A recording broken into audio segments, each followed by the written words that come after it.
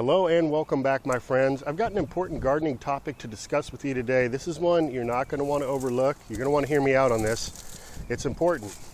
It has to do with your watering hose, your garden hose. You know, this is the time when a lot of folks are out there picking up a new garden hose, so I felt like this is a good time to share this information with you. Once again, I've spoken on this in the past, but oftentimes I see people with this style of a hose in their garden, a vinyl, a PVC hose, and the reason for this is because they go to their big box store, their hardware store, and what do they see? Commercial grade, heavy duty, sounds real good.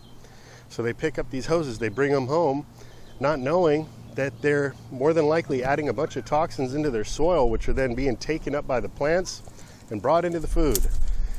Us organic gardeners really don't want to do that, so we want to be careful.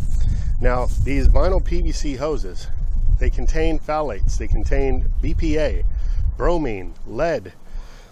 Not all of them, but the majority of them have a large amount of these chemicals in them, and especially when you let them sit out in the sun full of water, that water can be up to 9 times as toxic as what it's regularly going to leach just from cold water running through the hose. So you want to stay away from these products. I'm guilty of it as well. When I first got started gardening, I picked up some of those hoses, and it wasn't until I learned what I'm teaching you guys today that I went and upgraded to some rubber hoses. Natural rubber hoses have been deemed very low risk. They don't have phthalates, they don't have BPA, they don't have UV stabilizers in them. They're absolutely suitable for the garden. Most of them have a lifetime warranty. They just don't break down. They can withstand being out in the sun, temperature fluctuations, whether it's hot or cold. They don't kink, they don't burst, so there's a lot of benefits. So I'm recommending you get yourself a rubber hose. Another option would be to pick up a hose labeled safe for drinking water. These hoses have been tested and contain very low, if any, amounts of these toxins as well. My only issue with those drinking water hoses is a lot of them don't have that lifetime warranty. They can still kink, they can burst, unlike the rubber hoses, but much better option for you there. If you do end up getting a rubber hose, I'll say this as well, you still don't want to drink from it. It's not deemed drinking water safe. And I hope that everyone watching this relays this info to your kids as well. How many of us as youngsters would take a nice cold drink out of the hose, not knowing that we were consuming all these chemicals? But we know better now. And so we got to do our due diligence. We got to share this info with our families and make sure we're taking care of ourselves and keeping ourselves healthy. So here's an example of a quality rubber hose. It still looks brand new.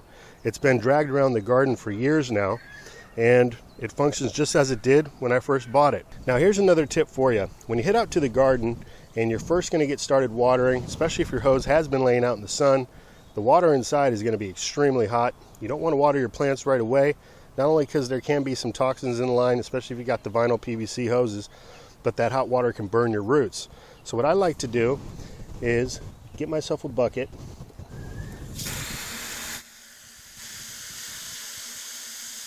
and I'll flush all that hot water out of the hose line until it starts running cold before I start watering my garden with it. And what I recommend doing with that first flush water is to water your ornamental plants. Now here's the good news. You're not at a total loss if you got some of these toxic hoses on hand. You can reuse them.